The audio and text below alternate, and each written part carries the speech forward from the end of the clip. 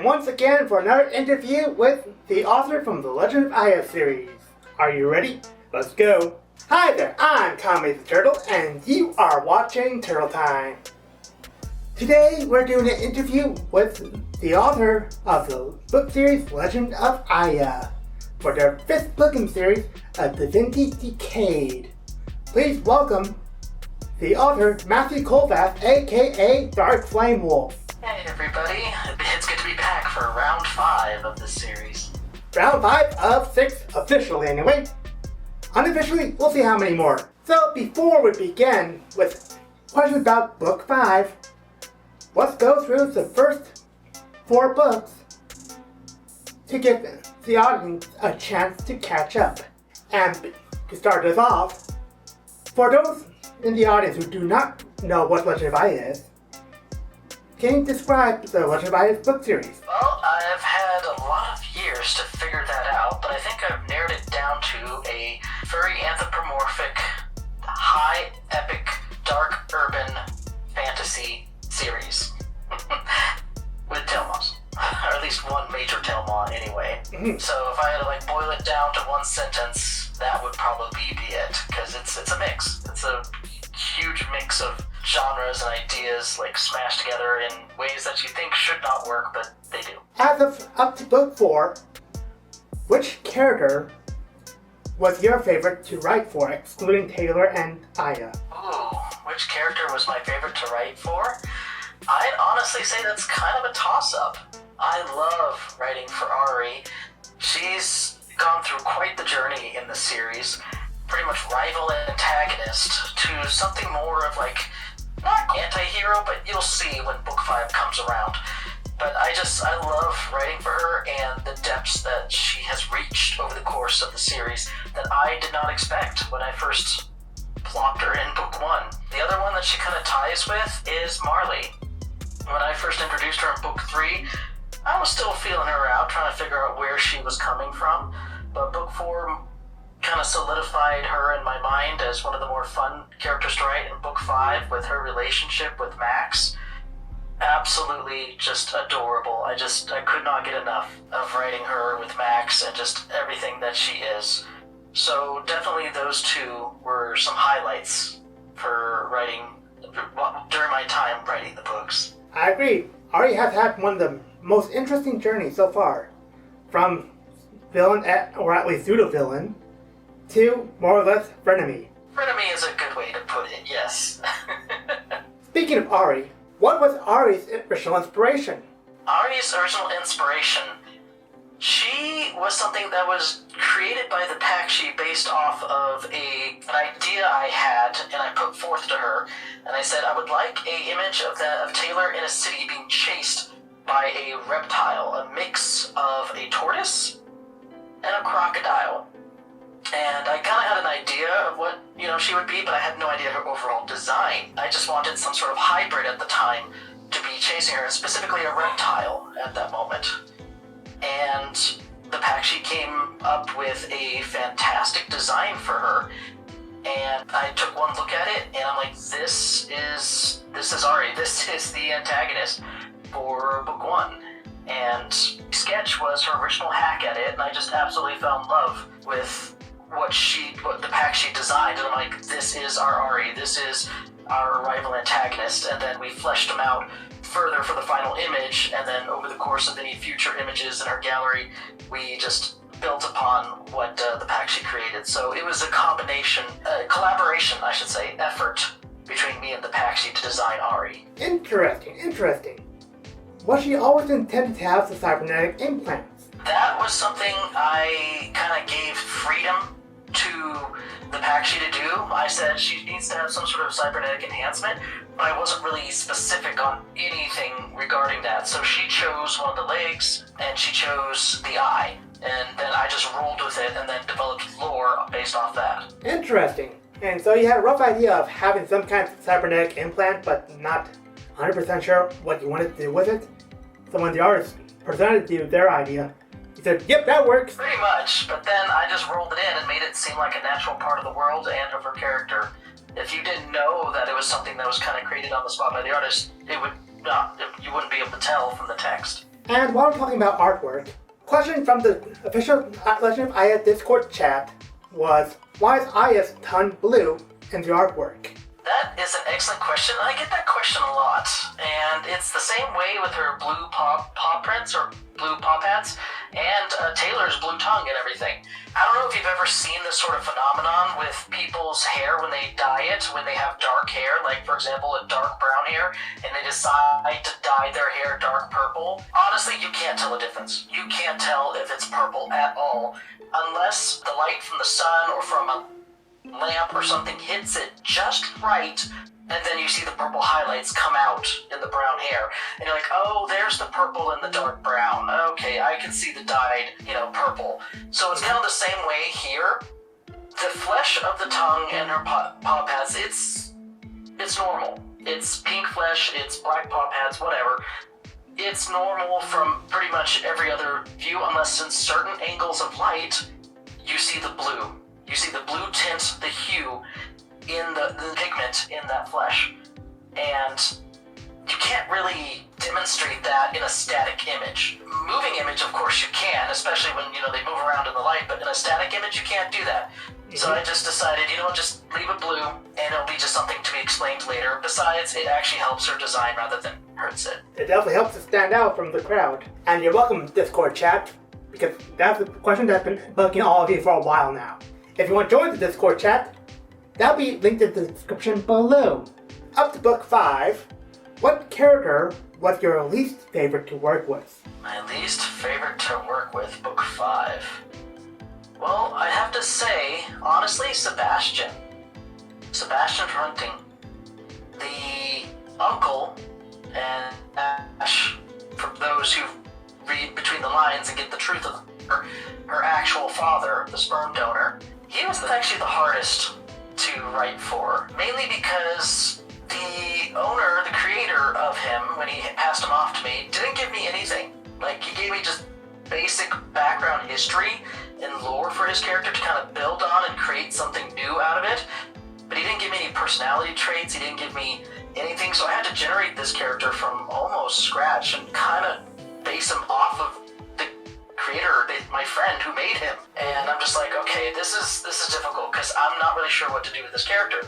So I knew he was going to be a love interest to Marana, so he was also going to have this loving, empathetic side to him, and who else would want to, get married to and take care of a dying woman, Marana, with cancer, and take over her kids and raise them as his own and everything. Mm-hmm. This takes a very empathetic and feeling person to just be like, I'm putting aside myself and I'm putting everything, my entire being, into this new family I want to be a part of. And so that was definitely something I wanted to keep as the core of his character. It's just that books 3 and 4 kind of muddled it a little bit with his terrorist actions and being head of the raptor's nest and stuff like that. So he had dual objectives. He wanted to protect Taylor and everything, but he also had a life debt and an obligation to the elder race to help them out as well too, which again is part of his character.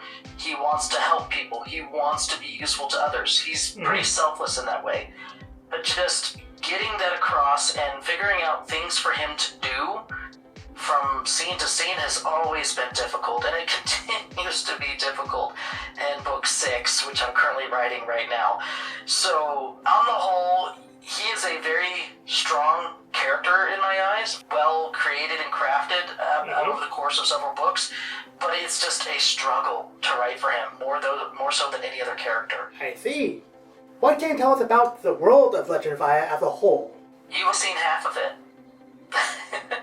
There's dueling continents, the northern mammal half and the southern reptile half. That's not the whole world, and the birds have mentioned several times there's lands beyond the ocean, beyond the waters. We never get to them in this book series, although we might briefly in book 6, but we'll get to that when we get there. But that's something that will come into play later in potential sequel series where we finally get to explore a little bit the other half of the world. But this is a world that has been locked in stasis and separated by continents, separated by the very magic that prevents people from really interacting with each other. And the reasons for that's become real clear in books 5 and 6 as we discover more and more about the gods of this world, the two gods, Marilia and Alakoth, and how their actions have really shaped this world into a fragmented image it should have been, for better or for worse. I see. Speaking of, what can you tell us about the gods of this world? Not too terribly much, but more what Book 5 is going to go into, and we briefly went into it in Book 4, so I'm not going to speak beyond what people already know from Book 4, but Marilia is the supposed goddess of life and the creator of all things living. Alakoth is the one of death, and the one that has the realm over those that are dead and stuff like that. So you could say they kind of work in tandem, but for whatever reason, they're not anymore. And that is a question for books 5 and 6 to dive into. So, the scope of these books just keeps getting bigger and bigger, so now by the end of the series, we're now talking the big mythos level conflict, which pretty much started this whole thing in the first place. I see. Now, roughly in book 3, we got to be introduced to a terrifying creature called Rakis. What can you tell us about him? Rakis. Okay, well, the truth about him comes out in book 5. If you couldn't figure it out in book 4, I'm not going to ruin it during this interview, but it is clear that he is older than he lets on. He is a long-living being similar to Kanya, because Kanya knew him and knew him from a long time ago. So that much we can deduce from what book 4 has revealed. Now, book 4 hints at something else about him, which connects with how he knows Kanya, but beyond that, he is just a very conniving sort of character. He has his own goals and agendas, and he even one-upped the Arbiter, the one who's constantly using people as tools and, dumping them when they've no longer served their purpose so he can achieve his ultimate ends. And yet he was the one who was dumped by Rakis once he achieved Rakis' ends. So it's very interesting to have a character like this who, for the most part, has stayed in the background for most of the series, but is instrumental in a lot of things that are happening behind, what's happening on the page. Mm-hmm. So he's very fun to kind of inject into any situation, because you never know who he's going to help, why he's helping, and what the ultimate goal is, because it's obviously going to benefit him. The question is, how? I see. In book 4, we saw a surprising return of a throwaway character from book 1. What inspired you to bring back Francois? Francois?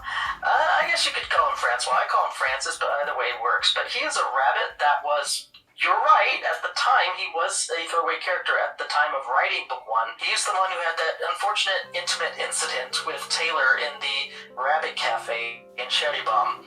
However, when I was writing book 4 and I knew I was going to bring back Trevor, and I knew I was going to bring back that whole, at least, Trevor and Tarati, because we knew they left together at the end of book 2, I figured, well, there was a scene already with Gregor and this rabbit, and Trevor was privy to that scene, and saw, the work ethic of this rabbit, and how well Gregor treated him. I'm like, it would make sense for Trevor on the way back west to pick him up, to give him a job. I'm like, if he's willing to do his share and work hard, he doesn't see any reason why he can't hire this rabbit on. And it actually ended up being one of the best decisions I ever made, because he has become instrumental in books 5 and 6, especially with regards to his relationship with Taylor.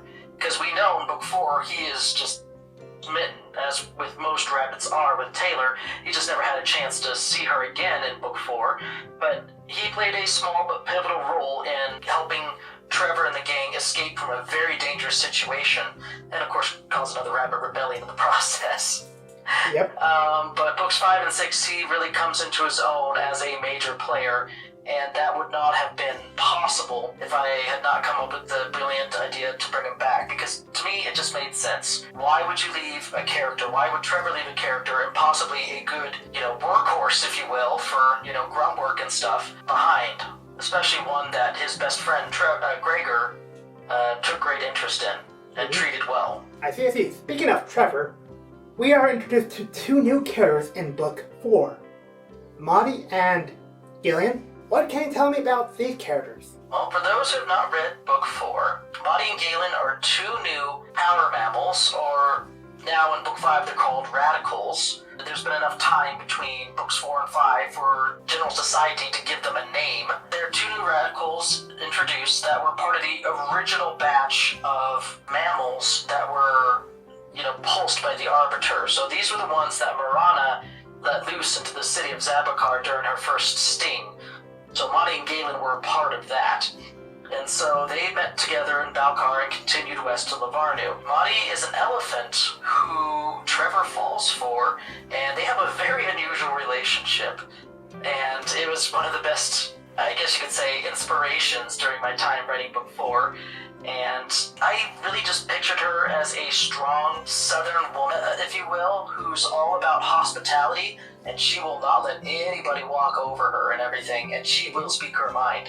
And it was just the perfect blend of character and strength and everything to go toe-to-toe with Trevor and kind of cow him a little bit in the process. So she was a perfect foil for Trevor and a good equal. And so I think she balanced him out very well. And so that was good. And as for Galen, he ended up being a capybara. And I guess I could go back to a previous answer about Sebastian fronting. Galen was a little hard to write for as well, too. I was struggling in Book 4 to kind of find ways for him to roll in and provide some sort of key contribution to the narrative. The issue was that it was just so little time to get him involved so his ultimate role was more of a guiding hand, guiding direction for other characters. For example, Moira. He had a little bit of a connection with her in Book 4. He's the chill, laid-back person of the group, and he kind of mellows out the drama and tension all the time between the other three. Speaking of Moira and her pulse mate, Arkner, what can you tell us about them? Well, Moira and Akinar were actually part of a pair that I will admit, I started them kind of the same way I started Sebastian. I kind of knew their basic history and what they could do and stuff, but in terms of their overall contribution to the plot, I felt that out as I went along. And so their powers and everything were extremely useful in helping all the other characters achieve their goals and ends. So Moira, the pangolin, with her scales, she's kind of like Gambit in a way. She can charge her scales and throw them for massive explosive damage. She is obviously useful in a lot of situations, helping others out get into places they shouldn't, or to, help fight and everything like that.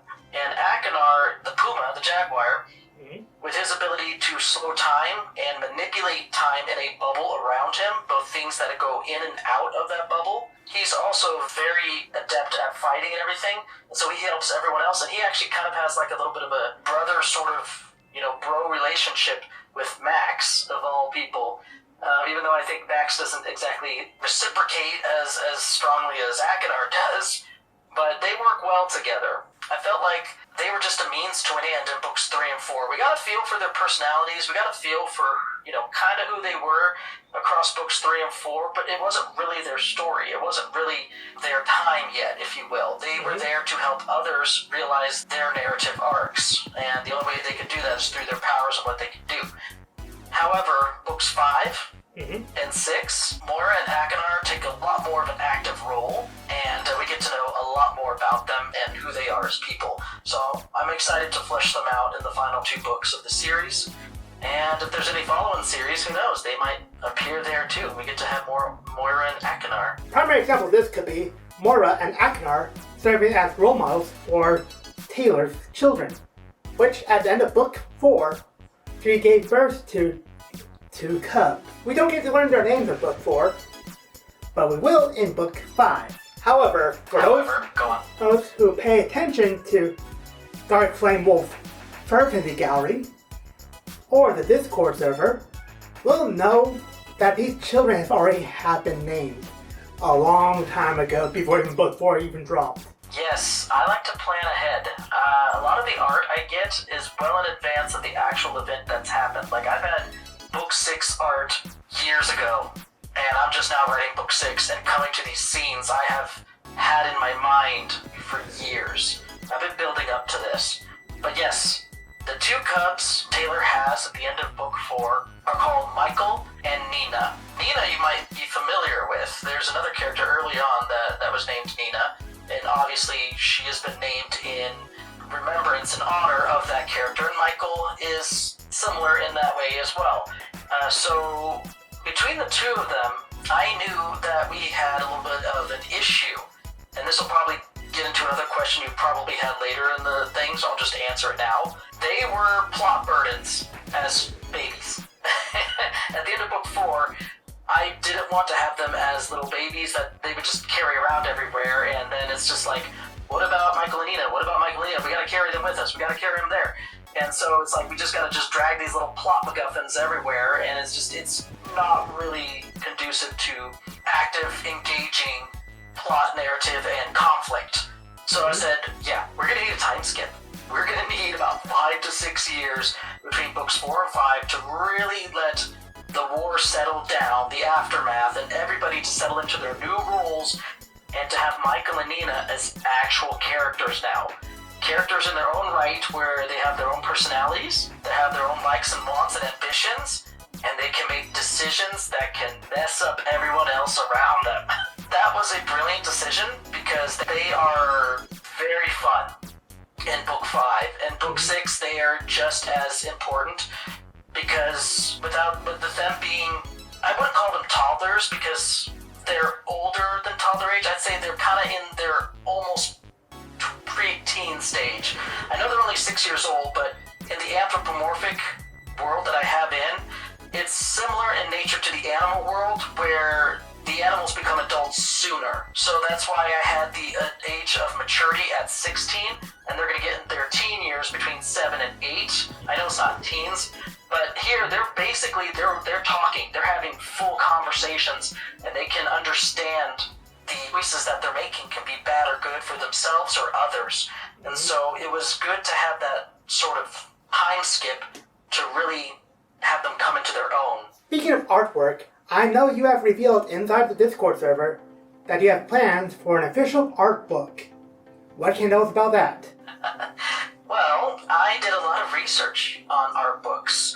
I've done research on art books for video games, for movies. Very few actually go above and beyond just presenting art on the page and some minor, maybe a line of text and the name of the image and who did it. And that's it. It's just flip, flip, flip, flip, picture, picture, picture, and you're done. That's the end of the art book, and you paid like, I don't know, $80-something for just a bunch of art that you're going to look at, and you're probably not going to look at again for maybe ever, or maybe years down the road. It's just, I don't feel that's very worthwhile. So, for my art book, right now it's slated to be, at minimum, it looks like it's going to be at least 400 pages long. It's going to be a huge art book. But it's not just going to be a bunch of images. It's going to be written from the perspective of Kame, the one who has lived the longest. And it's from her perspective long after the Legend of Ayha is over. So she will be, like, everybody in the story is dead at this point. Kame has outlived them all. She's, this is way in the future, and she's writing this as sort of a memoir of that time and her thoughts on that time and all the people she's known and the events. And this is her viewpoint. So every image from the book, from every book, the front cover, the back cover, the maps, the illustrations, they'll all be in this book as well too.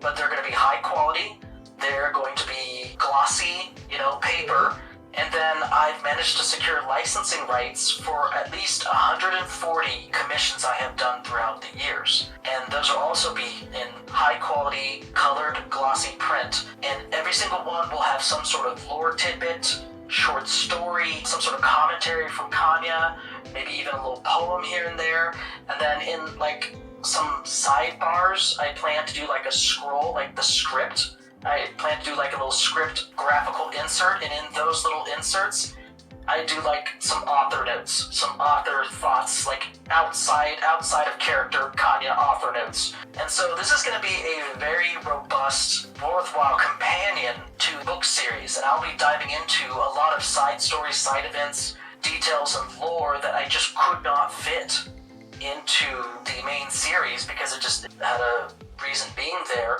to move the plot forward. But at least here I can write it in a nice and fun way from Kanye's point of view. So yeah, it might end up being $70 to $80. It's a kind of a robust price point, but I'm gonna give you 400 pages of actual good raw material to read and dive into, not just pictures. You're gonna get the best of both worlds. Interesting. Do you have plans to have this book out before or after book 6? My goal is to have it within the release date of book 6, either before, same time, or after. It's gonna be roughly in the same time frame, but I don't know yet. I see. Do you have plans to have the art book officially on Amazon and other retails? Or only on your Redbubble store where you can get official Legend of Ayha merch? No, it's actually going to be distributed worldwide is my plan. So I plan to publish it through IngramSpark, which will deliver to Amazon, Barnes & Noble, Talia, and pretty much any international online retailer. And you can buy it straight from the internet. So I don't plan to be exclusive to Redbubble, so I do plan to spread it worldwide. As a side note, do go check out the Redbubble store for Darkflamewolf if you want to support the Legend of Ayha series. And rep your favorite character. Now on to the interview portion for book 5. We'll start with one of the most important questions everyone has on their mind. When is this book coming out? November 30th of this year. I was hoping I could make this date because it is the date of one of my best friends, Lucario389, Jacob, but he is the owner and creator of Jake Thumpings, and he has graciously given his character over to me to pretty much do what I want, with the stipulation that he's the canon love interest of Taylor and Ahya, and I have worked very closely with him in generating the final story arc of him and Taylor for the final 2 books. And so book 5 is all about Jake. He is one of the most important characters in that book, and you won't understand until you read it. So yes, I dedicated this book, the dedication, to him and his character, and I am releasing it on November 30th because that is Jacob's birthday. Nice, so we can officially get an official copy of book 5 on his birthday.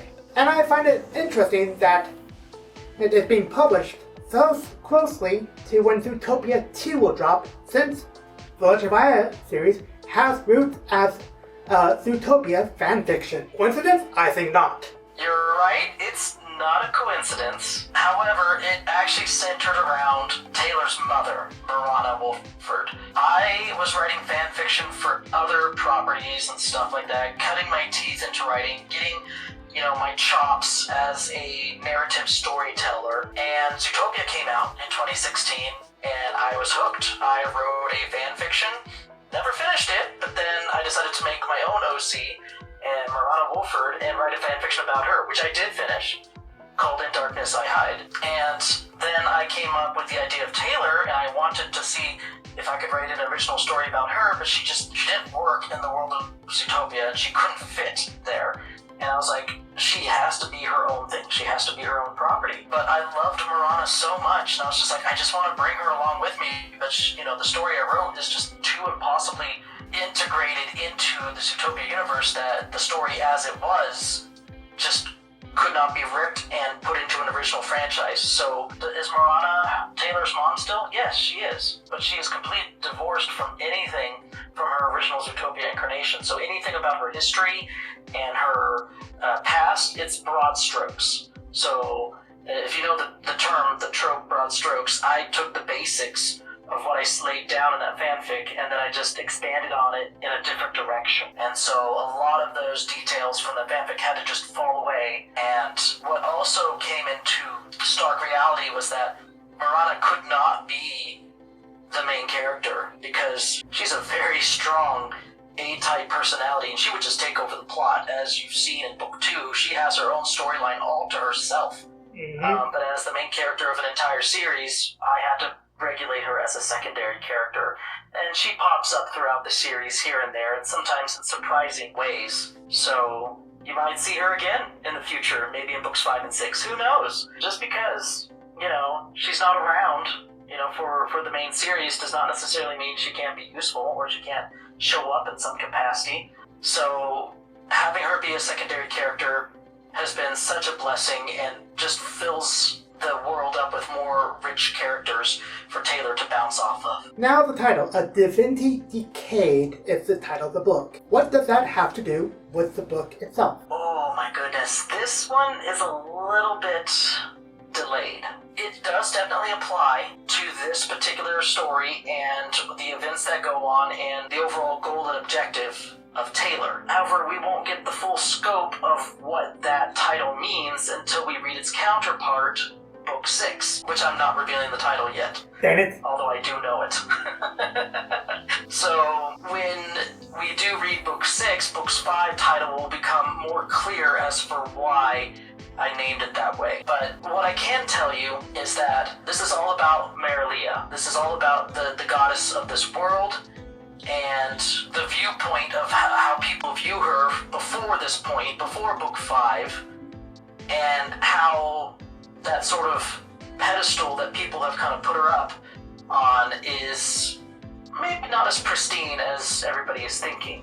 And on top of that, you could also apply this to Taylor in a way. How a lot of, from a rabbit's perspective, from a rabbit's point of view, how they kind of put her up as on a pedestal like their idol, like their divine idol and everything, and savior and stuff.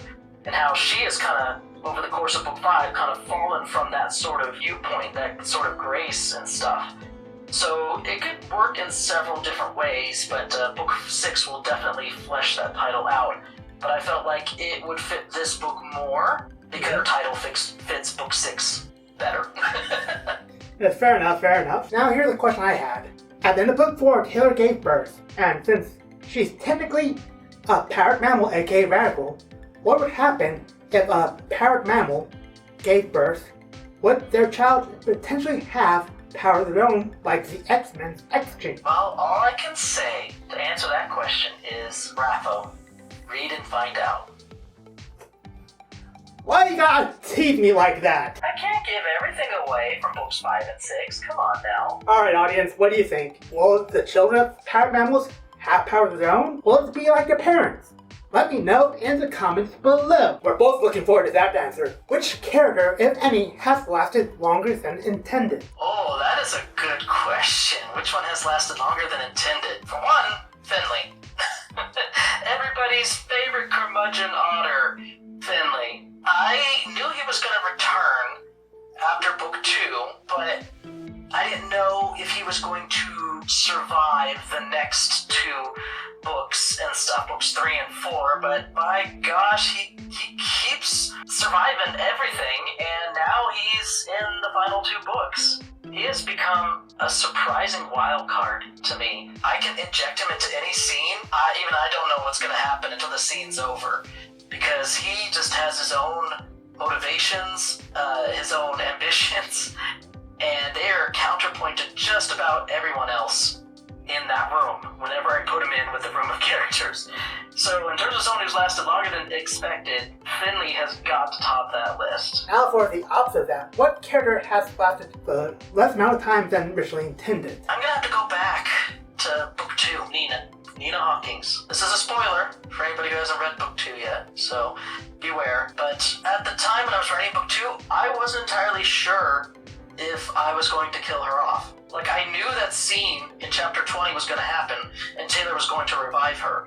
That much I knew was going to happen, but beyond that, I was like, she could still get out of this. She could still escape the city, and we could have, like, a sort of like a girlfriend sort of tag-along to Taylor. But then the next couple chapters happened, and Finley was there, and after what I had set up with Finley and Faye earlier in the book, and how that changed his entire goals and objectives, I'm like, yeah, he's not gonna let this fly. He's not going to let Nina live based on what happened, to Faye.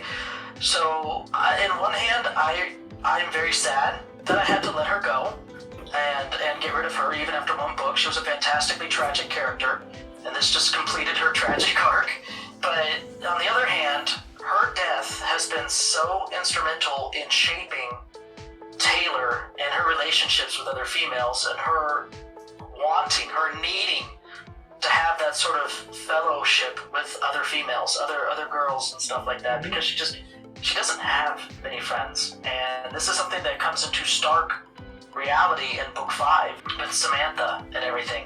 And Natalia. She looks up to Natalia and she wants to help Samantha, and she feels like a failure for what happened with Nina and everything. So Nina's death, although very sad, very regrettable, and I'm very sad that she's gone. It helped. It helped Taylor progress her narrative arc in that aspect with other fellow female characters. Speaking of Natalia, she went from random mercenary to big sister character to what she is now in book 5. I won't spoil it. How do you think her personality has changed over time? Well, she would be runner-up to Finley. As for which character lasted longer than expected, she would definitely be number 2. Because I did not expect readers to gravitate towards her as they did.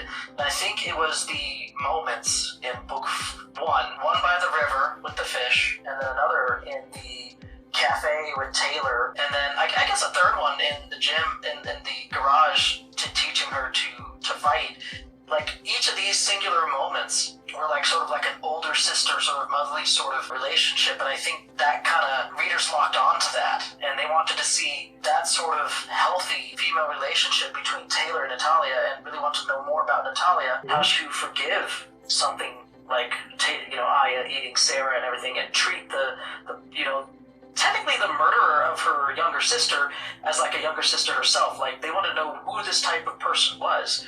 And so I had to expand her story beyond what she was planned in books 1 and 2. Because those who have read book 2, she doesn't have too big of a role there. But it was during the writing of book 2 I discovered how much people wanted to know about her, which is where her role got severely expanded in books 3 and 4. And now 5 and 6, she's doing what she's doing. So it was the fans that helped expand what she was planned to do in the whole series. Up to book 5, what was the hardest thing to write? Oh, the last 10, 12 chapters of book 4, hands down.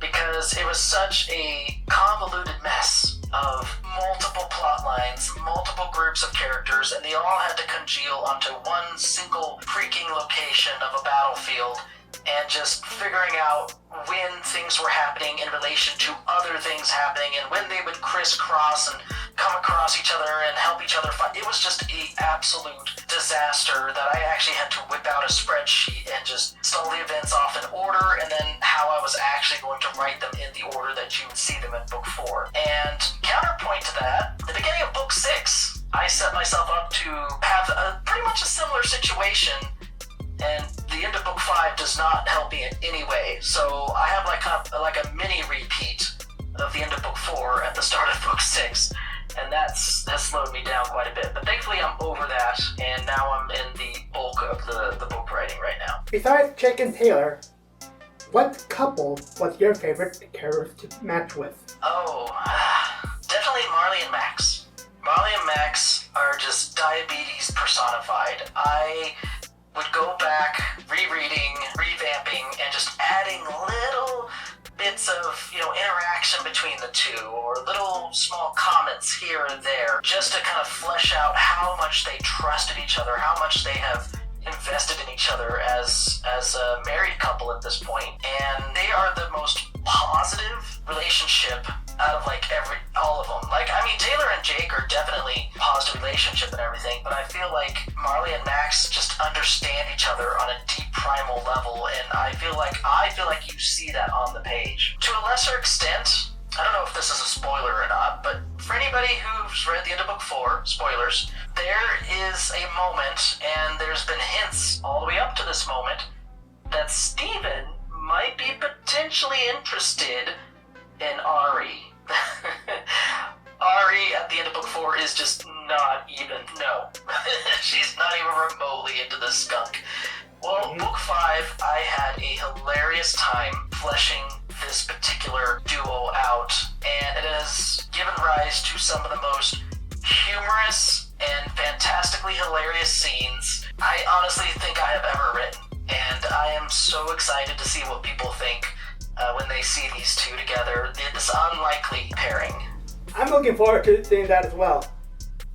Will Starry be a real scene or just a fan couple in their minds? We'll find out. Alright, before we wrap up, any final comments from the author? Pre-orders are now ready for Book 5, A Divinity Decayed, on either Amazon or any major online book retailer of your choice. And yeah, I know it's a far time away, all the way in November 30th of this year, but you can order it now, and especially on your Kindle or your Nook or Kobo, and it'll be delivered the day of. And I hope you enjoy it. It has been one of my favorite books to have written. I literally slogged through book 4 to get to this book, to book 5, and I am extremely proud of it, and I hope you enjoy it as much as I have writing it. If you'd like to see the interview for book 4, that'll be linked in the cards above and comments below. And once again, thanks to the author, Matthew Colvath, for this interview. Thank you for having me. It's fun. If you liked what you saw and would like more, make sure you subscribe to the channel if you haven't already. Hit the bell for notifications when my next video airs. Leave a like, maybe a comment, share with friends, family, other furry friends you might know, and I hope to see you all next time. Johnny!